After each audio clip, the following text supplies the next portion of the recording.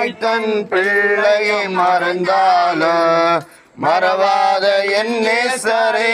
சொல்லுமா எல்லாரும்? தாய் தன் பிள்ளையை மறந்தாலும் மறவாத என் நேசரே.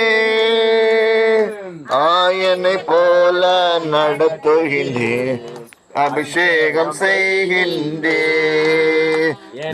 ஆயனை போல நடத்துகின்றேன், அபிஷேகம் செய்கின்றேன்.